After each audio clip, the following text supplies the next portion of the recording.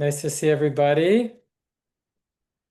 Having been gone, maybe a few new faces, but I've been gone for the last 2 months. Grateful to Gabe Keller-Flores and Wynn Fricke, my partner and one of our great Dharma teachers at the center, for covering for me on Tuesday nights. Hopefully some of you had a chance to partake of their wisdom. Why don't we go ahead and get settled, and we might get a few more people joining in, but we'll begin our meditation time.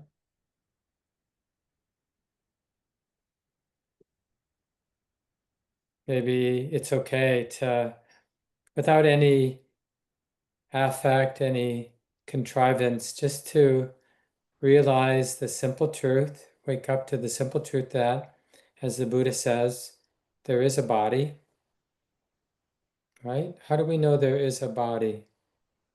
Well, there's the felt sense here and now. And it's interesting how we sort of want to expect a particular felt sense of the body, but maybe we can just simply open to the actual felt sense of the body.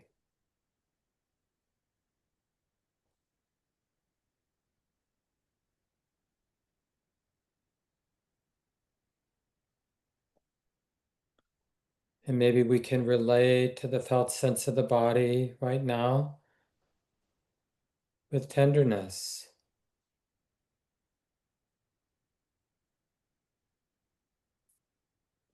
Not even that we feel sorry for the body or anything like that, but just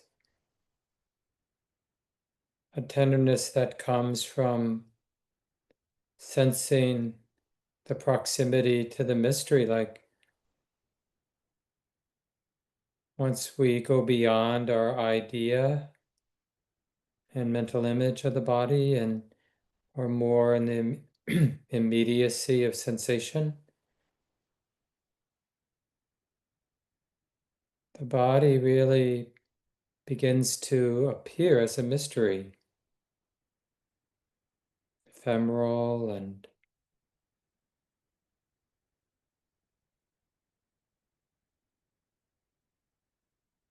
not fixed in any way.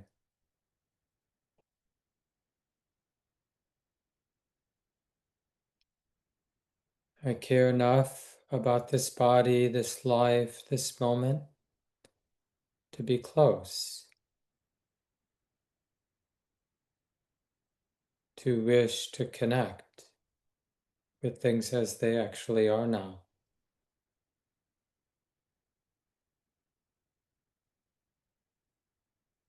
To keep the body in mind.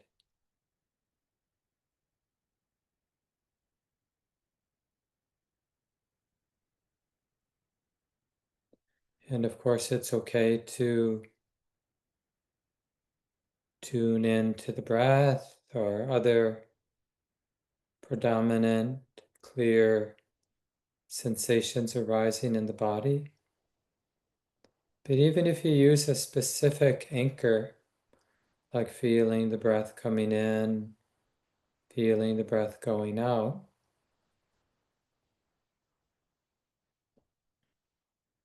notice how the totality of the body is right here as well, even if the breath is in the forefront.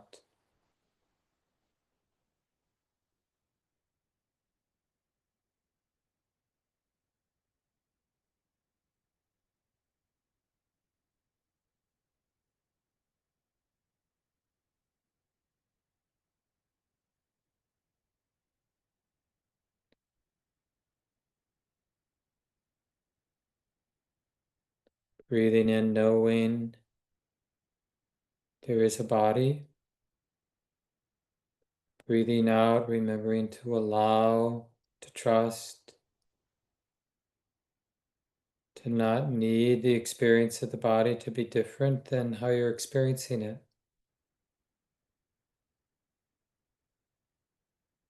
So knowing, clear knowing as you breathe in, and this deep, heartfelt allowing as you breathe out.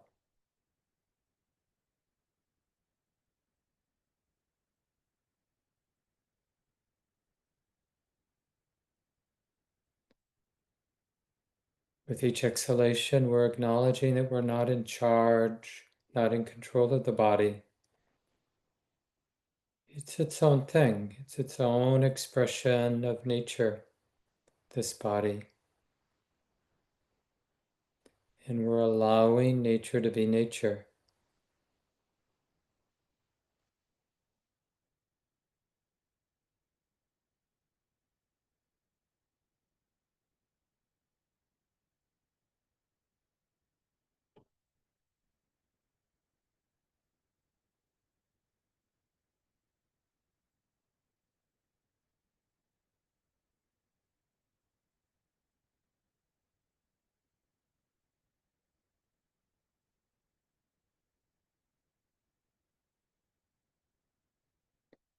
And instead of, with the inhalation, knowing the body, knowing that there is a body,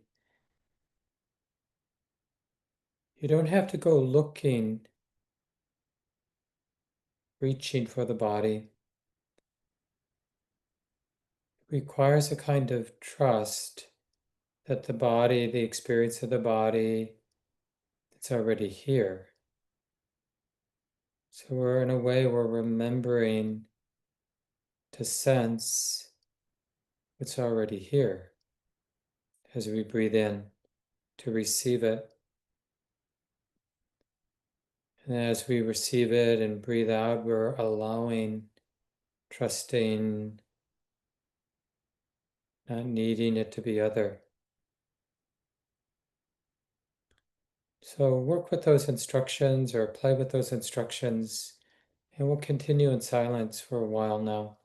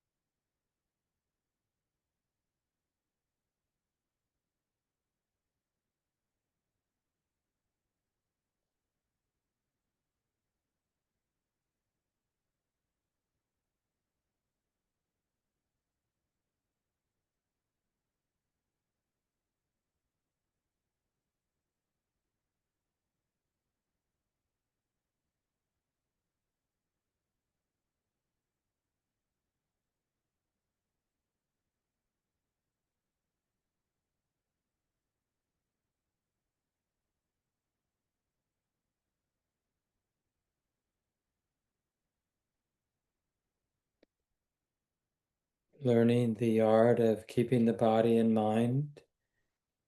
And let's be willing to begin again and again. With the inhalation, each time we can remember to know there is a body right now, right here. Not the idea so much, but the felt sense. Whatever that felt sense is. And with each exhalation, practice allowing, not controlling, trusting, letting the bodily experience unfold as it does. Even if the experience feels mostly like space, or whatever the felt sense of the body is, we trust it and allow it to be.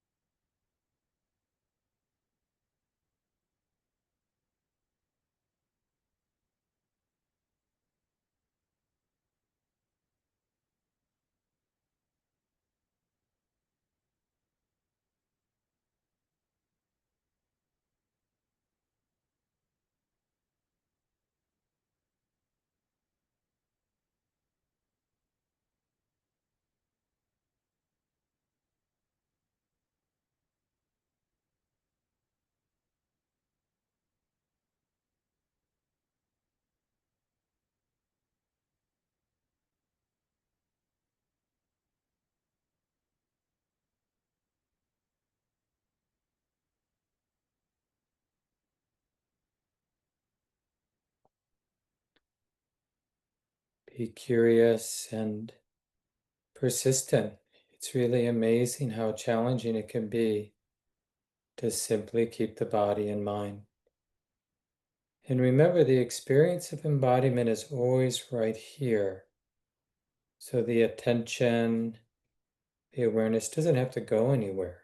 It's here already, just the way it is.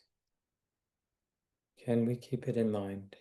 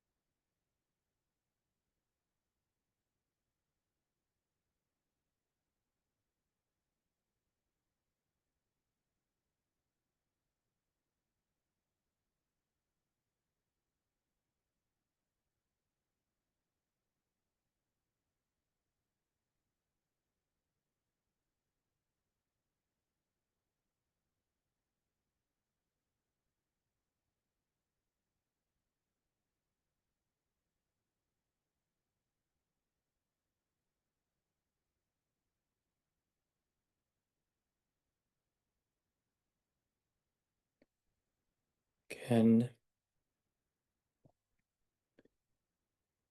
being aware that there is a body. The Buddha says being aware that there is a body to the extent necessary for clear knowing and continuous mindfulness. So we explore that.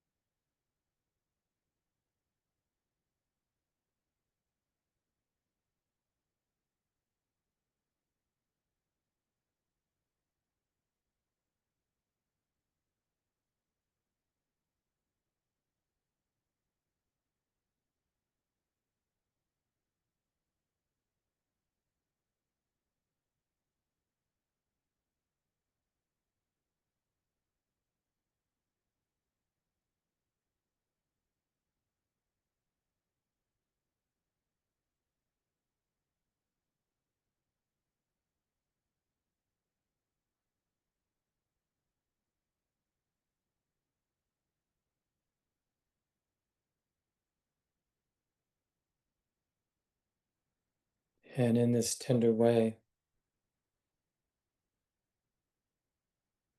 just really wanting to be close to our life, this embodied life, not wanting to forget, not wanting to be lost in thought.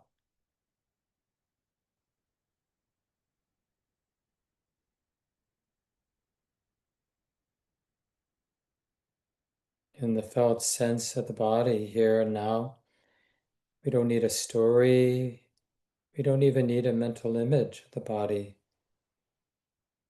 We can rely on the felt sense here and now. No matter how ephemeral or insubstantial it might feel, this is knowing the body. This is allowing the body to be.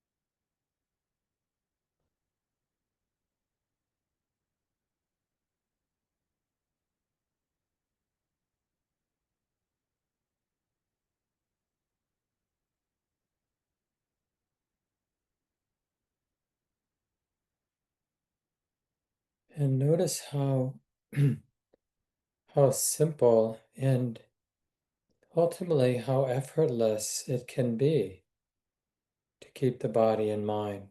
Really explore the simplicity of it, the not forgetting there's a body.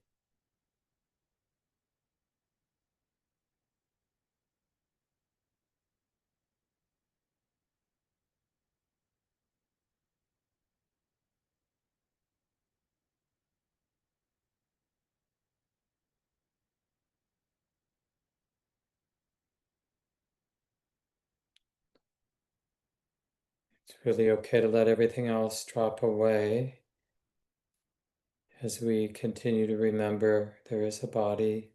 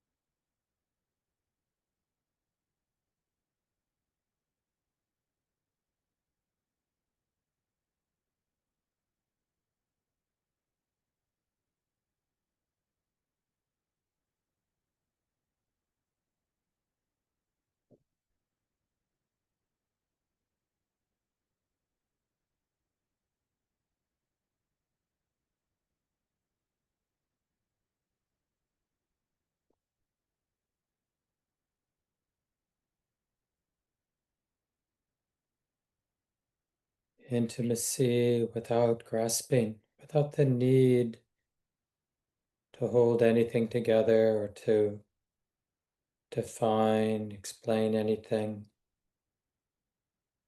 So we use the experience of body as a training ground, training in intimacy and not forgetting and not holding, not fixing, just letting it be, allowing.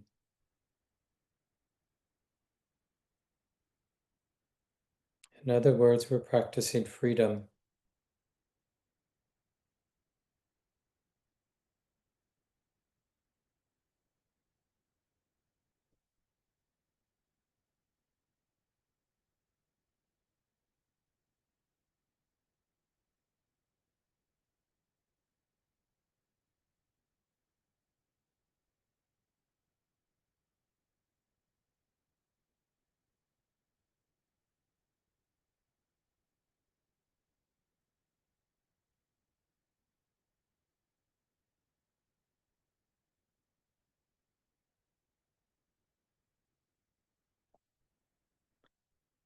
And not a freedom that requires us to transcend this experience, but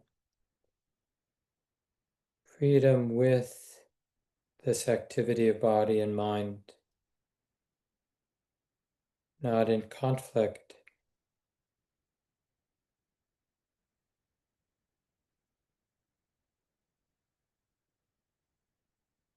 Letting this activity of body and mind be what it is,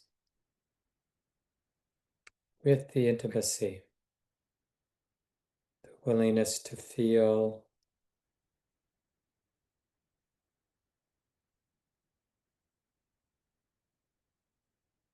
and then not forgetting.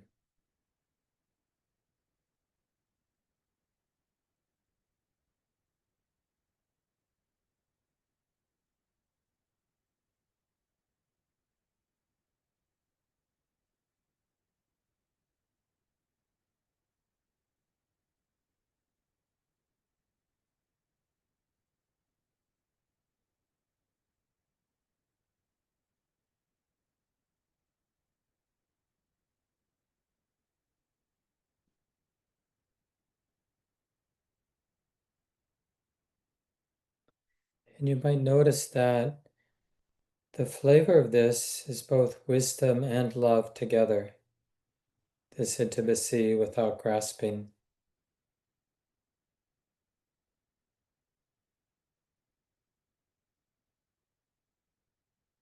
So when you feel ready, allow the eyes to open and feel free to adjust the body, the posture.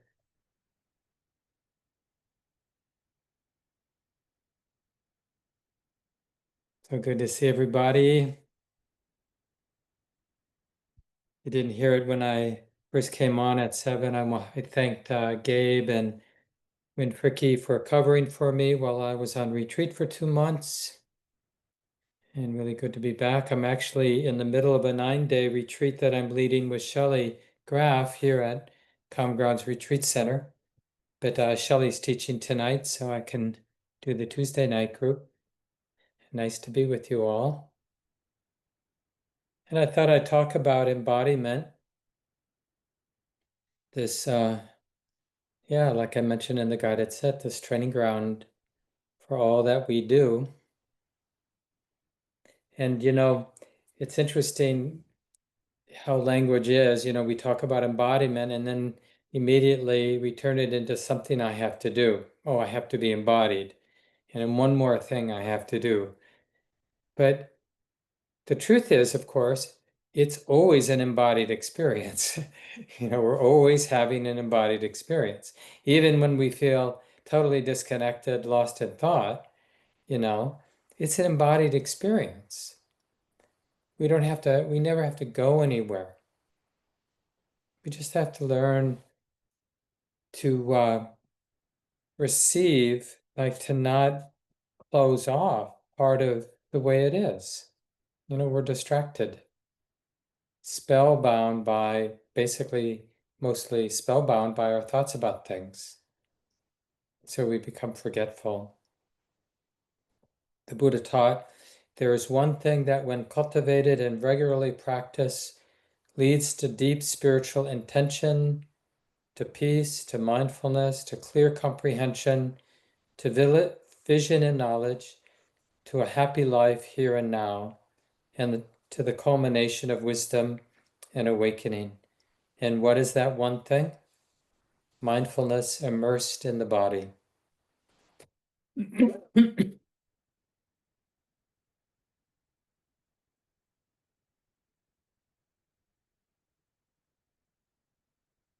Yeah, it's useful to think of the whole path being right here in the body. And there's that famous sutta where the Buddha was talking to a Dewa, evidently, who knows, but evidently the Buddha taught celestial beings as well as human beings. But in any case, this person or this being talks to the Buddha and is asking, having searched for release, for freedom, asks the Buddha where to find it. And the Buddha tells him, it is just within this fathom-long body, with its perceptions and intellect, that I declare that there is the cosmos, the world, suffering, the origination of suffering in the world, the cessation of suffering in the world, and the path of practice leading to freedom. Right here in this fathom-long body. Everything we need. We don't need to go to Asia to some great monastery or, get some special treatment somewhere. We just need to get to know the body. We have to get close. The Buddha also taught, whoever pervades the great ocean with one's awareness encompasses whatever rivers, streams flow down into the ocean. In the same way, whoever develops and pursues mindfulness immersed in the body encompasses whatever skillful, wholesome qualities are on the side or supportive of clear knowing. Like all the wholesomeness that there is will be found being, connecting and sustaining with the body, being intimate with the body. So that's the sila part of the path. Sila is that word for living with integrity, living with non-harming, with care and commitment to not harm. And then he goes on, he says, when one thing is practiced and pursued, the body is calmed, the mind is calmed, thinking and evaluating are stilled, and all the qualities on the side of clear knowing go to the culmination of their development. Which one thing? Mindfulness immersed in the body. So first the Buddha, in the first stanza, was the Buddha saying, mindfulness of the body, you'll develop a beautiful, harmonious way of being in the world. And this is like something we can actually check out. I'll talk about this in a moment, but and then the next thing he says is by developing mindfulness immersed in the body, you will develop samadhi. You will develop a mind that's unified, that's pure, that's whole, that's not fragmented, it's not agitated. And then this last stanza, or second to the last one, he says, when one thing is practiced and pursued, ignorance is abandoned, clear knowing arises, and the conceit I am is abandoned. Latent tendencies are uprooted, fetters are abandoned. Which one thing? Mindfulness immersed in the body. So some of you recognize this. Now the Buddha is talking about wisdom. So this is the entirety of the path, the Eightfold Path. Sila, living harmoniously, living with the deep, resonant wish to not harm others, to be generous, to be caring, to refrain from harm. And then samadhi is the second third of the path, developing the stability of the mind. The purity, meaning purity just means like a mind free of ill will, free of greed, collected around what is wholesome, gathered around what is wholesome. And then wisdom, uprooting the conceit I am, right? Seeing the activities of the body and mind, the activities of the world as nature, and the dispassion and equanimity that comes from that wisdom. All of this, he says, the Buddha says, arises due to mindfulness immersed in the body. And then the last piece here, he goes, those who do not taste mindfulness of the body do not taste the deathless, which, if you don't know, is a synonym for freedom, for nibbana, for awakening. Those who taste mindfulness of the body taste the deathless. Those who are heedless of mindfulness of the body are heedless of freedom. Those who comprehend mindfulness of the body comprehend freedom, comprehend the deathless. So that's a powerful testimonial from the Buddha. One of the great Thai teachers of the last century, Ajahn Buddhadasa, a Buddhist monk, who was quite influential, teaching several Westerners back, a couple decades ago. But he told, some of you know Gil Fronsdal, a wonderful West Coast teacher, and when Gil was practicing with Ajahn Buddhadasa, he said, something like, don't let your practice ever leave your body. Let me just get the exact line here. Don't do anything that takes you out of your body. Don't do anything that takes us out of the body. And it's just amazing when we watch our experience. One of the things we notice is how many good excuses we have to not be present with the body. I mean, strangely, we think we can't do our life and be aware of the body. I have to be disconnected. If I'm going to walk down the street, I have to be, somewhere else, but not in my body. Or if I'm going to eat my meal, or if I'm going to have this conversation with another human being, or if I'm going to drive my car.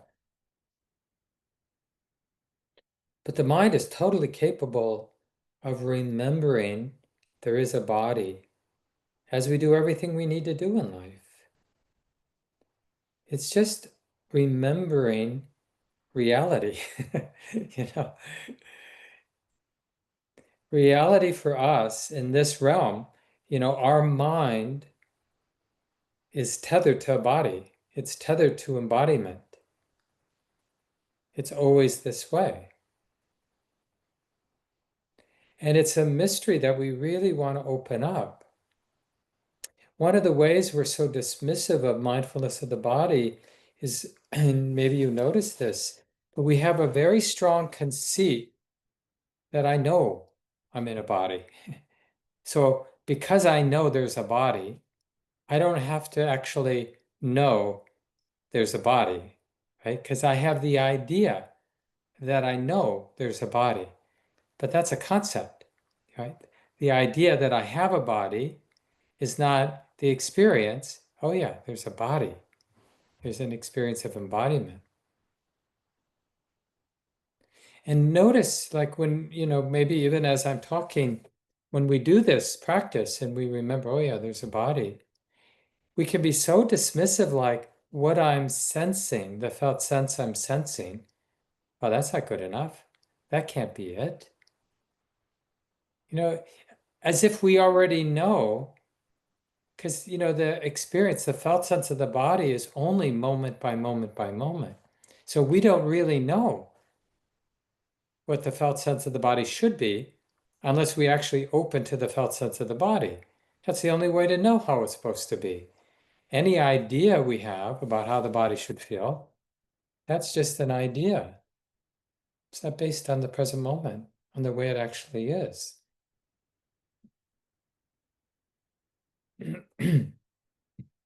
And as this passage I just read from the Buddha suggests, and the Buddha says as much, we're in real danger when we're not connected to the body.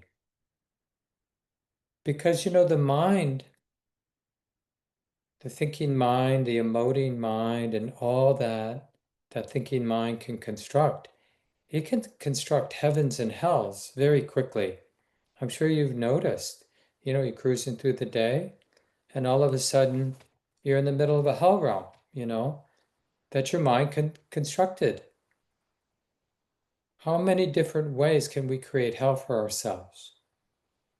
We create a bubble and then we exist inside that bubble. We create a drama and then we live inside the drama.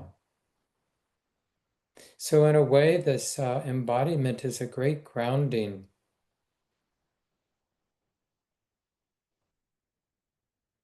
The Buddha just sort of talks about this danger. He says that Mara finds an opportunity and support. Some of you know Mara is a character that shows up in the Buddhist teachings. It's sort of a personification of all of our conceit and all of the fear and greed that comes from taking things personally. Ignorance, it's sort of an active expression of ignorance, Mara, dualistic thinking, good and bad, caught in good and bad.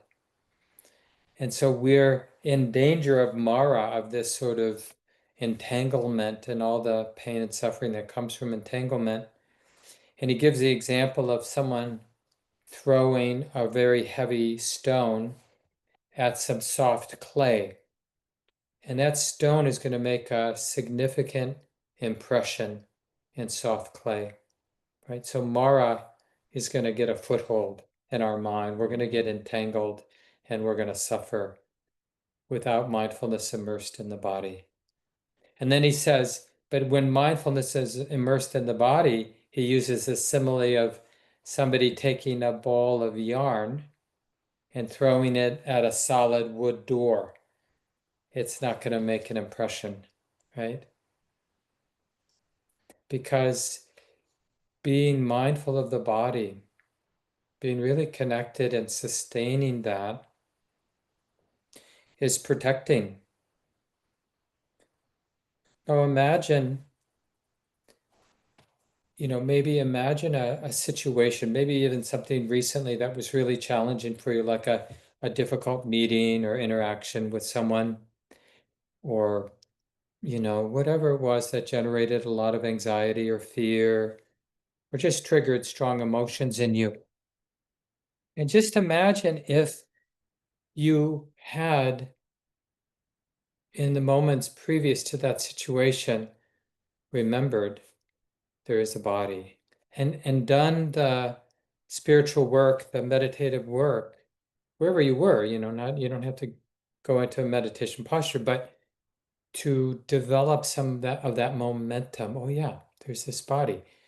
Like we did in the guided sit, breathing in, recognizing the sensitivity, whatever it is that we're sensitive to, and allowing it as we exhale. So we moved into that challenging situation really grounded, really present.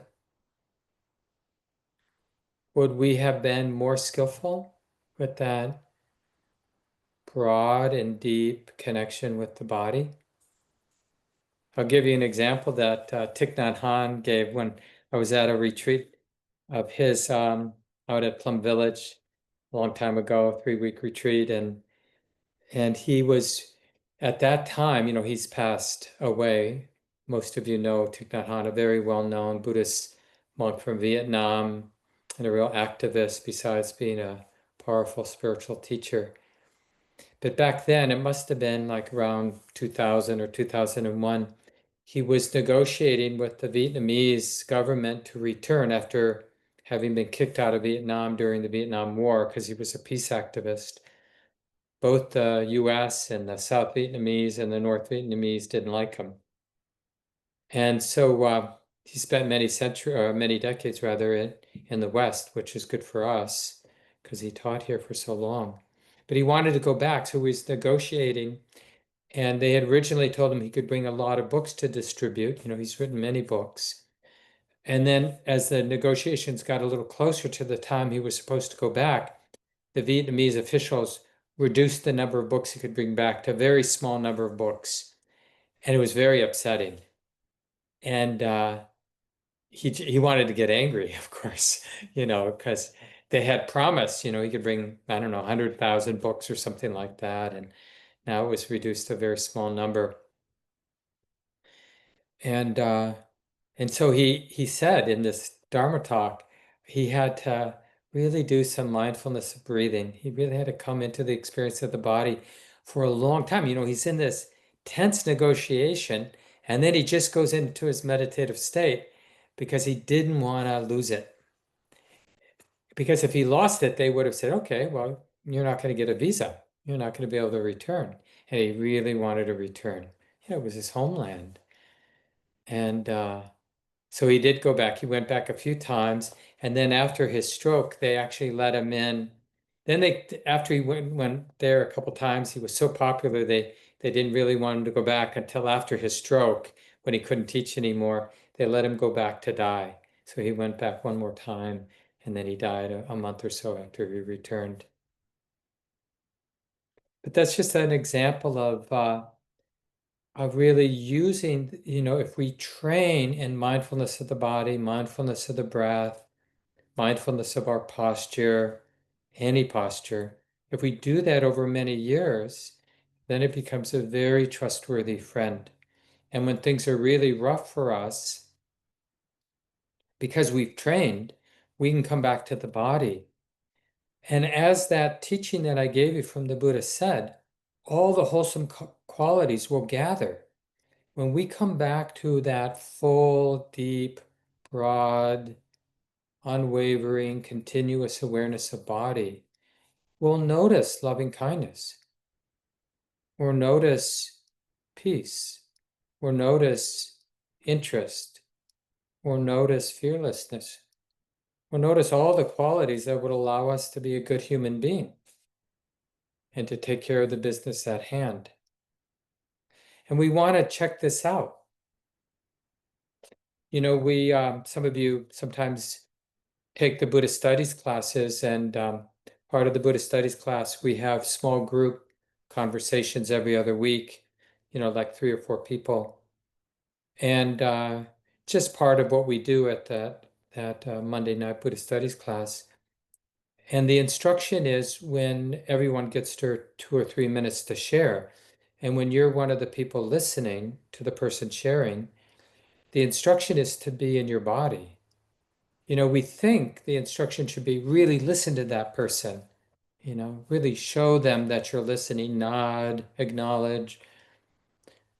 But actually, to be a good listener, we come into the experience of the body. If we're listening to the body, if we're intimate with the body, we're going to be intimate with the present moment, which means we're going to be intimate with the person who's speaking to us, who we're connecting with.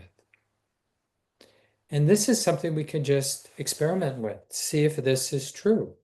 You don't want to just believe me, we want to check it out. Because then it can really help us. All of those challenging situations we have to navigate in our lives, those difficult interactions, or when we have anxiety, when we have fear, we might want to run to the computer and get lost in distraction, but we have this other alternative, which is to come back home. There is a body. And I'm sure you realize being in the body is not always a pleasant experience. I've had myself, just the last several weeks, really a lot of physical pain that just has arisen for me. But one of the things I have found, and I've known this for a long time, is that running away from the pain in my body doesn't help. It's totally understandable, that we want to distract ourselves. It sort of works on the surface a little bit so that we can think it works. But what really works is being right there with it. Now, we might need to bring in loving kindness. We might need to bring in forgiveness. We might need to open up and be more inclusive instead of like focusing right into the center of the pain. There's all kinds of strategies that help us be with us, but we learn that hating it and denying it is also stressful. It's adding a whole nother layer of stress. And it's reinforcing this wrong idea that pain is evil. Is pain actually evil? When we're really hurting, it's very easy to think it's personal, like it's out to get me. It hates me, this pain. It's here to punish me. Isn't that right? It's true too with emotional pain. It's just this strong, deep habit to see it as personal. But the more we practice with the body and all of its, expressions, pleasant, unpleasant, intense, subtle, one of the things that starts to get very clear, takes time, but it gets very clear, is that the body is nature.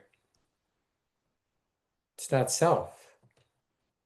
I heard a talk from Joseph Goldstein recently, and he relayed this sutta, this great sutta where the Buddha is talking to his son. Some of you might remember that Buddha left his household life shortly after his son was born. So it's kind of a radical thing to do. And then he, after 6 years of practice or thereabouts, he had his deep awakening, and he became a very well-known teacher, and eventually wandered back through the part of northern India where his family was and where he had grown up, and made a big splash because he was a good teacher. And his wife said to his son, uh, "That's your father. Go and collect your inheritance." So Rahula, his son, went to the Buddha and, probably said something like, "Well, my mom said I should collect my inheritance." In any case, the Buddha made Rahula a novice monk, given he was just like 7 or so, maybe 8, which is not that unusual in Asia for, when families have a lot of boys, and nuns, in the cultures that still have bhikkhunis, Buddhist nuns. Same thing with little girls. They'll send some to the monastery. It's like a real privilege. And the monasteries, of course, will educate the boys and girls, and there'll be novices until they're of age, and then some of them will take full ordination at that point. Um, so anyway, the Buddha was on alms round, and they walk in order of seniority. So the Buddha would be front of the line, and all the other monks behind him, and like how long they have been a monk. So Rahula was probably near the back, but he could see the Buddha ahead of him, and he was impressed by, you know, just the stature of the Buddha and just his body, even, this good-looking guy. And then he had the thought in his mind, oh, I'm related to that guy, I must be impressive too, something like that. And the Buddha somehow psychically picked up what Rahula was doing and stopped right there in the line, turned to Rahula and told him that with perfect wisdom, one should practice, this is not mine, relating to the body as, this is not mine, this I am not, this is not myself, right? So that teaching about the body as nature, not as self, is very deep. And here the Buddha is teaching it to a young boy, right? There is a body. We're in relationship. The mind is in relation. It's tethered to the body. But neither the mind, the activity of the mind, nor the activity of the body is self. It is the activity of nature. That's where our practice leads us.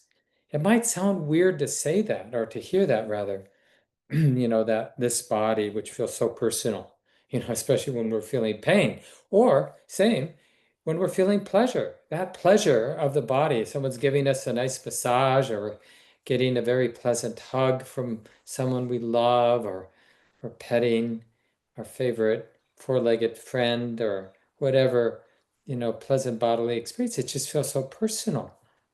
Eating something. We've had such nice weather in Minnesota, those of you out of town. The cool breeze and the warm sun, it's such a nice mix. When it's temperatures are cool, but the sun is strong still, yeah, it feels really good on the body.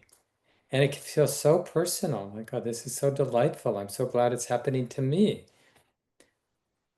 But when we practice mindfulness immersed in the body, we start to break down that habit of personalizing it, and it's just what it is.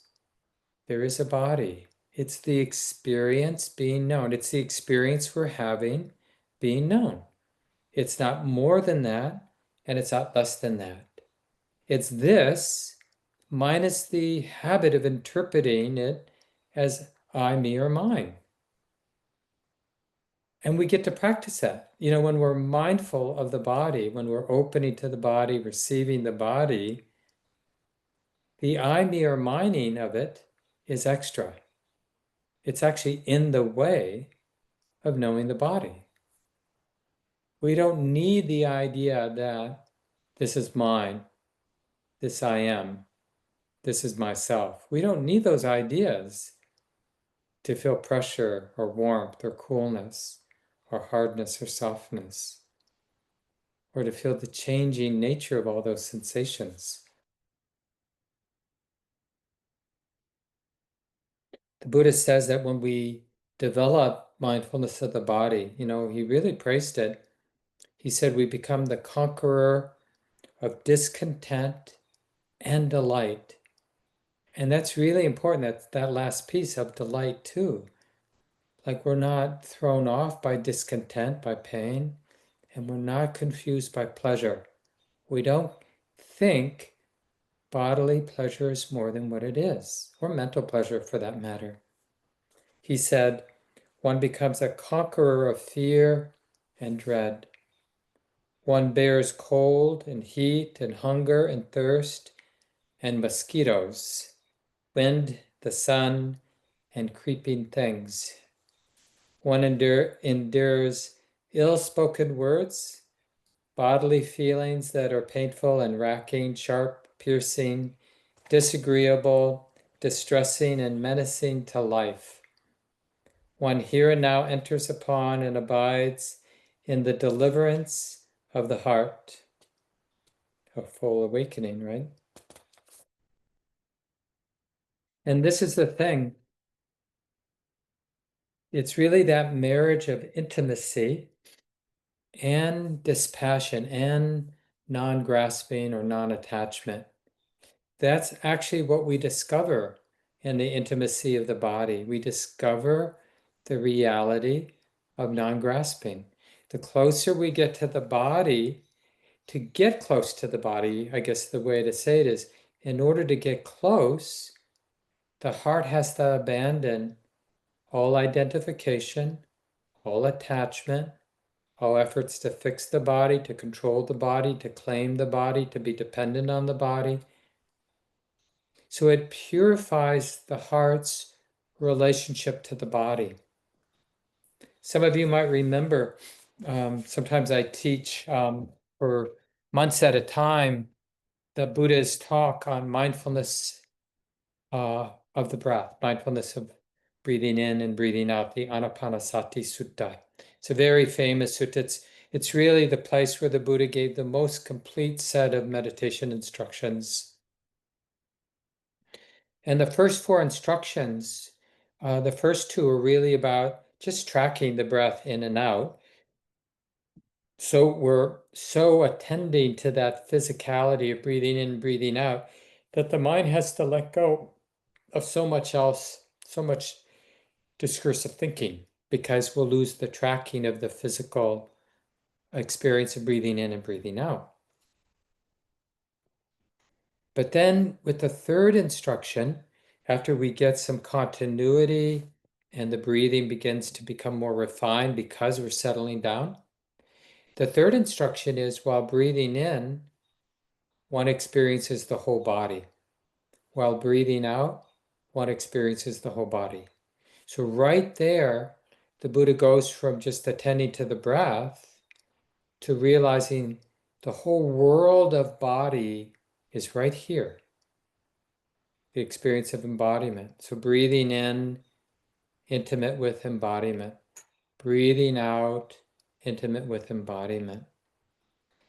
And then the fourth instruction, there's 16 instructions altogether, is just recognizing that embodied well-being. So breathing in, experiencing the calm or the embodied well-being that arises simply because the mind that knows, the heart that feels, has made peace with the body, is in no way in conflict with the body.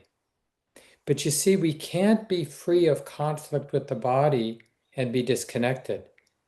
The only way to purify the heart's relationship, the way the heart is relating to the body, feeling the body, is by being intimate with it. It's the same thing, if you're going to work on your relationship with a friend or a partner, you have to be there with that friend and partner. It can't be theoretical. Okay, I'm going to love them unconditionally, theoretically, when I don't have to be around them. But when I'm around them, well, that's a different story. So it's the same with the body. And there's so much healing, there's so much freedom simply in learning how to be intimate with the body, however it might be in a moment, moment by moment. And by learning how to be with the body, however it is, as it's in its mode of constantly unfolding, changing, right? So we may be totally accepting of the body, but it's going to be different in the next moment, and then different in the next moment, and then different in the next moment. So there's a real nimbleness to that love and wisdom that is being intimate with the body. It can't rely on a sort of, okay, I'm there. Now now I'm done, right? It's like that the sort of power of that acceptance and the depth of that wisdom and the depth of that love has to be able to handle however it is this unfolding experience of body. And that's how we learn how to be in the world. And that's how we learn how to be with everybody else and birth and death and all that it means to be human in our training ground of the body. And the Buddha's not kidding. He wants it to be continuous all day long through all our waking hours. There's you see this in a few suttas, like the Satipatthana Sutta, you find it. And then there's a more specific sutta on mindfulness immersed in the body that I read from earlier. Here's another section from that discourse. Furthermore, when walking, one discerns I am walking. When standing, one discerns, or you can use the word feels, knows the felt sense. One discerns I am standing. When sitting, one discerns I'm sitting. When lying down, one discerns I'm lying down. Or, however the body is disposed, that is how one discerns it. And as one remains thus heedful, ardent, resolute, any memories, resolves related to the worldly life are abandoned.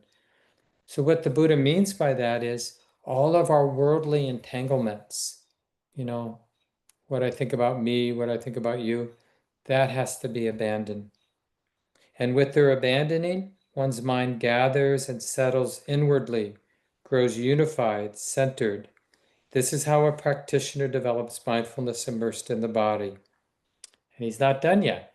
Furthermore, when going forward and returning, one makes oneself fully alert when looking toward and looking away, when bending and extending one's limbs, when chewing and savoring, when urinating, defecating, when walking, standing, sitting, falling asleep, waking up, talking, remaining silent, one makes oneself fully alert. And as one remains thus heedful, ardent, resolute, any memories and resolves related to the worldly life are abandoned. And with their abandoning, one's mind gathers and settles inwardly, grows unified, centered. This is how a practitioner develops mindfulness immersed in the body.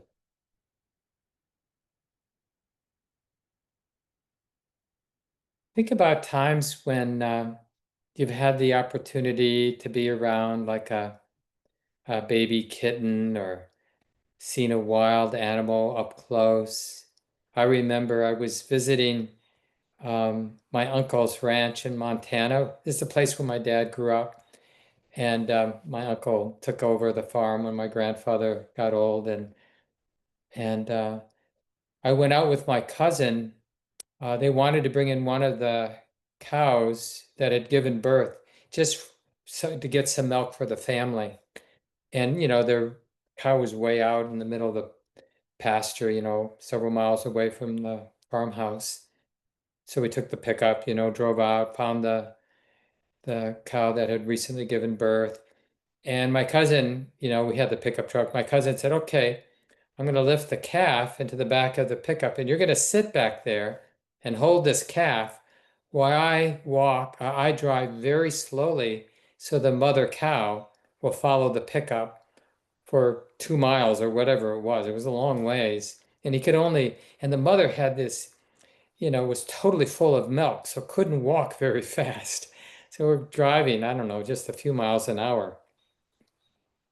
And I'm holding this calf that was born a few days ago, and it was just shimmering, the coat and it was just so precious. Just I couldn't believe it. And it would have this bolt of effort to escape that would last for, 10 or 15 seconds. And it would take all my strength, even though it was just a brand new baby. And then it would go quiet, from 2, 3, 4 minutes or whatever. I can't remember exactly how long. And then it would try to, and the mother was sort of waddling behind us. And this went on, I don't know, it must have been at least 40 minutes or longer. Um, and just having that close relationship. And I was spellbound. And same thing with other experiences of just being with, I had sunflower seeds in my hand, a little chickadee would land there, and just being up close. We're so respectful, so gentle, so capable of listening and being attentive, but not so much with our own body. So what's so different? I think partly what makes it so different is we think we know our body. And we're bored by our thought about what we think our body is. Oh, yeah, same old, same old. There's none of this sort of fresh immediacy that we'd have, like in some of these experiences that all of us, I'm guessing, have had. And that's really what we want to rediscover in this mindfulness immersed in the body. Not, I mean, initially, we'll go through periods of time, of course, where being with the walking or being with the breathing or being with the sitting or being with the lying down or being with the vibration of the body or being with the cold feeling in the body or the hot feeling in the body, being with the ache and the headache is going to feel boring or going to feel burdensome or even oppressive. But we want to be careful not to get stuck with the idea of what's happening, to learn how to look through any fixed notions we have about the body at this time. How do I know there's a body? What's being known? What's being felt right now? Not the idea of what's being felt, but the experience, the immediacy of what's being felt, what's being known in the body. And interestingly, what we discover is the body is not what we thought it was. It has so much more space. It's not the solid thing we thought it was. Our idea of the body makes it appear a particular, our ideas of the body makes it appear a particular way. And then we get used to that appearance and it kind of gets solidified, ossified. So there's a lot of retraining that needs to happen with this mindfulness of the body. And a lot of it is about persistence, not giving up and starting over. So there's more I could say, but maybe I'll leave it here so that we have time to hear from each other. In this group, there's been a lot of learning over the years, cumulatively, everyone being aware of the body, what works, what hasn't worked, what's made it challenging, what are some of the fruits you've experienced in your mindfulness of the body. And of course, any questions that you have about what I've said or about the practice generally, feel free. And with this group, you can just unmute yourself and introduce yourself. It's always nice to say your first name. I am recording tonight, so I'll keep spotlighting myself so that your video won't get recorded, but your audio will get recorded, just so you know. Anybody feel like getting us started? What comes to mind?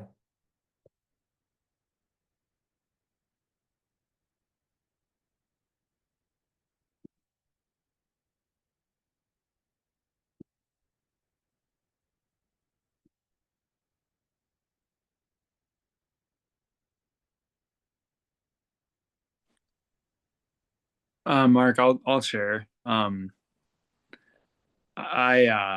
I noticed more recently in my practice. I'm curious what you have to say about this. I've noticed how important it is to have a sense of like a to start with kind of almost like a pleasant um experience more. Like I'll do a lot of lying down meditation or um yeah, just trying to notice like the good feelings. And I can't, I mean, I don't mean to say to like at the exclusion of tension or pain, but just practicing kind of with pleasure um, can be really helpful. And I don't know if that's skillful, but it seems to work, like good mind. Well, it's skillful if it works, right? Because that's the definition. In Buddhism, it's so pragmatic. The definition of what's skillful is what actually is onward leading, like develops the heart in the direction we want it to go, which is more stable, more clear, and like Jack is suggesting, more pleasant. Because what happens, like pleasure is one of the most important medicines we need in our lives. Because when we take the medicine of wholesome pleasure, we relax, we trust, we're capable of being interested. When we're in a lot of pain, we're obsessed with getting rid of the pain and we're not interested in the way it is. So real investigation, dharma investigation, being interested in the depth of the way it is, requires the medicine of pleasure. Now, how we do that is a real art. There's some science to it, but it's also a real art. Because we could hear what Jack said, and we could create a lot of stress for ourselves looking for the pleasure to tune into. Where's that pleasure? It was there yesterday, it might say. Where is it now? But it is worthwhile. We don't want to sit in a way where the pain of the way we're sitting immediately overwhelms the mind. Because then all we're doing, if the best of what we can do at that point is to develop tolerance for pain. And it's good to be tolerant of pain, but it's not a deep spiritual development to be tolerant of pain. I mean, a lot of people who are quite ignorant spiritually can tolerate a lot of discomfort.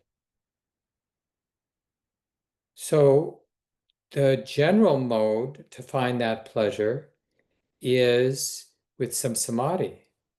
So, like in that simple instruction the Buddha gives, being aware of breathing in, being aware of breathing out, it may seem tedious, but by gathering the energy of the mind, it will be pleasant.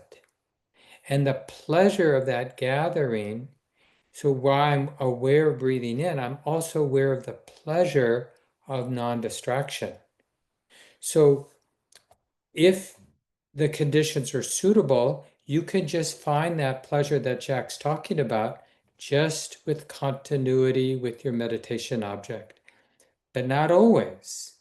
So then you might need to do metta practice to tap into some pleasure, or you might need to adjust your posture. And remember, the Buddha emphasized all four postures, including lying down. So if you haven't done some lying down meditation, you want to develop that, just like you want to develop walking practice and standing practice. Sitting generally is a posture to emphasize because it is a nice balance between relaxation and alertness. But every posture has their advantages and their reason to develop it. Another little trick that I'm sure Jack knows is just even the thought of smiling, let alone actually a little bit of a smile. There's a little pleasure there. Whether there's a good reason to smile or not doesn't matter. Or, one of the ways we develop metta, loving kindness practice, is we bring to mind a memory where there was just naturally love, uncontrived friendliness. I often mention, I'll remember like holding my cat next to my heart and just having a few seconds of cuddling with my cat. He doesn't like to be held, but he enjoys it for about 30, 40 seconds. Really relaxes, purrs up a storm, and then he wants to go down. And that's fine with me. I'm not that into holding him a long time either. So we have our moment. And the metta is pure. So I just remembering that and the pleasure of that physical contact, his heart close to my heart, I get a little pleasure. And with the little pleasure, all of that habitual defensive stance, like we're me against the world, those deep habits relax a little. And a lot of good can get set in motion, like the whole deepening of samadhi can develop from just taking advantage of a little pleasure. Yeah, any more you want to say, Jack? No, other than, I've had to like counteract a lot of tendencies around kind of like what you said, that real spiritual practice is like tolerating pain. So I've really had to counteract that by a lot of that energy was early in my practice when I was a lot younger. Yeah, So I've had to like counteract it with just, yeah, laying down meditation, um, metta for myself. And yeah, and yeah, and that's really where the pleasure has kind of been born out of, is a lot of that, um, allowing the pleasure to be and enjoying it. yeah. And the Buddha talks about in different ways about letting it spread so that nothing is untouched. That's really that fourth instruction in Anapanasati, that calm, that embodied well-being needs to be spread. So there's no part of the body that's untouched by that sense of embodied calm, embodied well-being. And there's definitely a place for fearlessness with discomfort.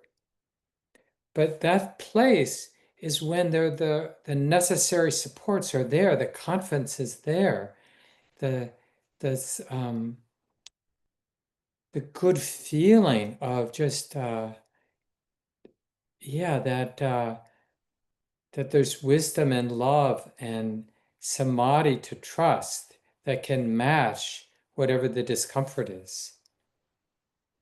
So it isn't about tolerating pain, it's about understanding something about pain that we didn't understand before.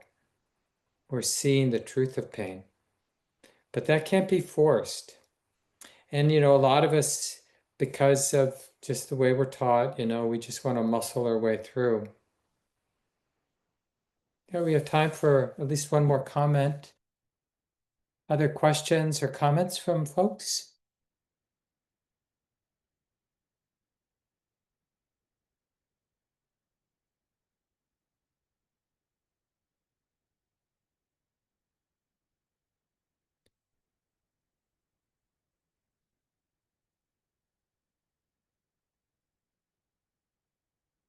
The Buddhist studies class that's coming up beginning in a couple weeks, maybe yeah, a week from Labor Day we'll start, is on the Buddhist teachings on the gradual training, the gradual path. And it really makes this point about pleasure. I was so glad early on in my practice, I asked Andy Olendzki, a wonderful Buddhist scholar and teacher, because I just had this intuition that similar to what Jack was bringing up, that the whole path is about a refinement of pleasure. But it just didn't sound that way from some of what I was reading. So I asked him, is that true?